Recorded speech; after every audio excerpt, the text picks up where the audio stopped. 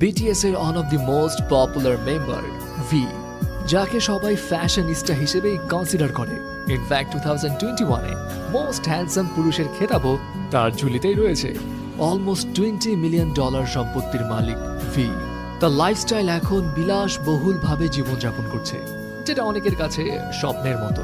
In fact V এর কাছেও একটা সময় তার এই লাইফস্টাইলটা স্বপ্নের মতোই ছিল, কারণ ভি যেই ফ্যামিলি ব্যাকগ্রাউন্ড থেকে উঠে এসছে সেখানে এমন বিলাসবহুল লাইফস্টাইলের কথা আসলেই কেউ ভাবে না।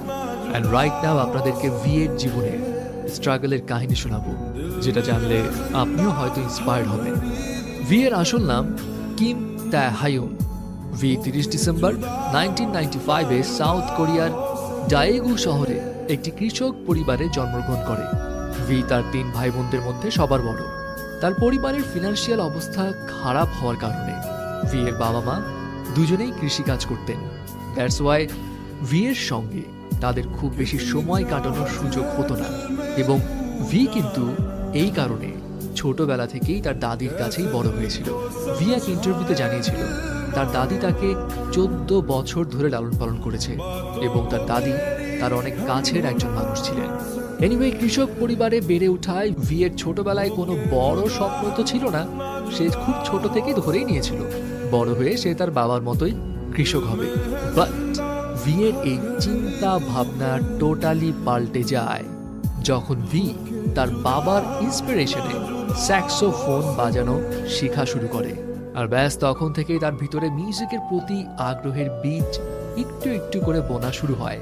কিন্তু এখানে একটা কথা আছে, ভি তার বাবার ইন্সপিরেশনে মিউজিকে হাতে খড়ি পেলেও তার বাবা মায়ের কড়া ইনস্ট্রাকশন ছিল মিউজিক নিয়ে ক্যারিয়ার পার্সু করা যাবে না।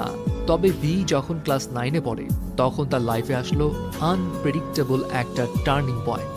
ভি যখন 9th গ্রেডে, তখন সে তার বন্ধুকে সঙ্গ দেওয়ার জন্য biggest talent agency big hit এন্টারটেইনমেন্টের অডিশনে গিয়েছিল। ভি এর কিন্তু সেখানে অংশগ্রহণ করার কোনো পরিকল্পনাই ছিল না, সে জাস্ট তার ফ্রেন্ডের জন্যই গিয়েছিল। কিন্তু হঠাৎ করে বিগ হিট এন্টারটেইনমেন্টের একজন সদস্য ভিকে ওই শোতে পার্টিসিপেট করতে বলে। ভি অংশগ্রহণও করে। অ্যান্ড সারপ্রাইজিং বিষয় হচ্ছে, যেই মানুষটার পার্টিসিপেট করার কোনো প্ল্যানই ছিল না, সেই মানুষটাই একমাত্র পুরো শহর জুড়ে সিলেক্ট হলো। ব্যাস এরপর আর কি, ভি তার বাসায় তার বাবা মাকে সামহাউ বুঝিয়ে শুনিয়ে ট্রেনিং ক্যাম্পে যাওয়ার জন্য পারমিশন নিল। কিন্তু আমরা তো জানি কে-পপ ইন্ডাস্ট্রিতে নিজেকে প্রুভ করতে হলে ট্রেনি পিরিয়ডটা কতটা কঠিন হয়। অ্যান্ড অন্যান্যদের মতো